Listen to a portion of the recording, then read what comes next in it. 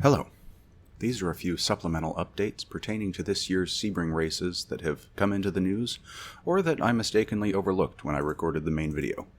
This is by no means intended to be an exhaustive list, and I may still have missed many things. If I have, please let me know what I missed in the comments below. First, and most interestingly, entry lists have been released for the 1,000 miles of Sebring, and are shown here. I'll just flash it up for a few seconds. Feel free to pause as needed to review if you haven't seen them elsewhere beforehand. The biggest surprise to me was the inclusion of a Bicalis/Van Wall entry, showing that they have managed to get their Vandervelde 680 prepared in time to make their debut at the 1,000 miles of Sebring.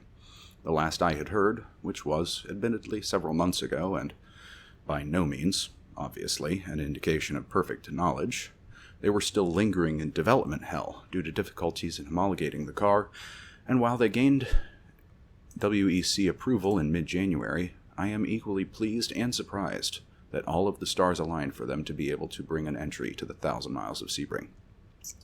The Vandervelde runs a Gibson 4.5-liter V8 originally intended for use in LMP1, and sports about 670 horsepower and 410 pound-feet of torque with no hybrid system, making it and the Glickenhaus the only entries to be racing purely on engine power.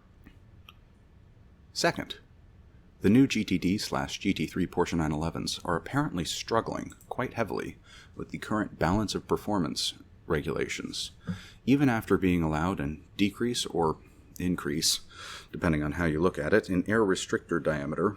Either way, with the intent of improving their performance and power, the 911s are reportedly still running nearly 2 seconds off the pace of the leading Mercedes-AMG GT3s.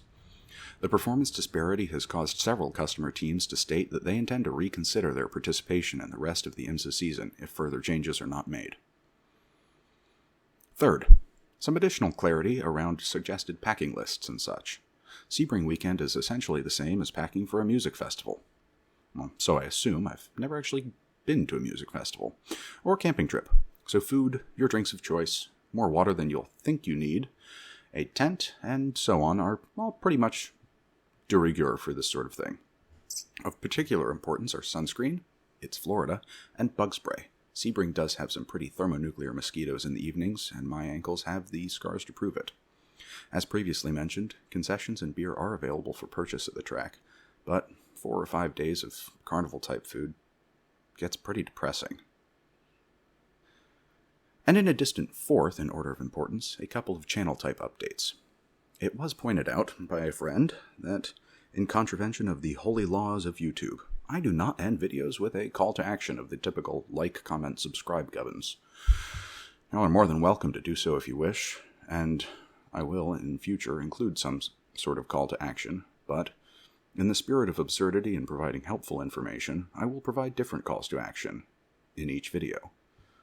Additionally, I will be camping at Sebring all 5 days, Wednesday through Sunday of this year's race, so please do come by for a beer if you have enjoyed these videos so far. And obviously if you'll be at Sebring.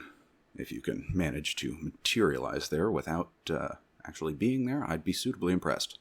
A camping site location remains to be determined based on availability when I arrive, but I'll most likely be somewhere on the south side of Turn 5, and will probably be wearing, throughout the weekend, white button-down shirts, a Panama hat, and carrying around a bottle of champagne and far too many cameras.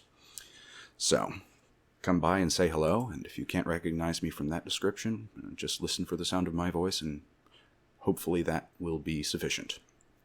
At the same time, if you haven't enjoyed these videos, well, please stick to throwing soft fruits and vegetables, no cabbages or gourds/melons.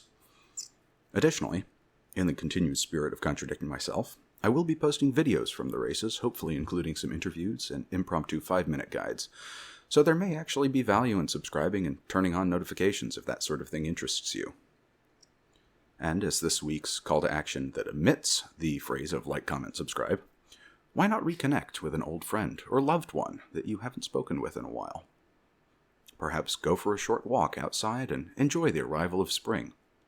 If neither of those calls to action appeal to you, maybe consider a new recipe for dinner, like provolone and bratwurst stuffed portobello mushrooms, with a more unusual light red wine, such as a Beaujolais, Cinsault, or a Pinotage. Have a lovely evening.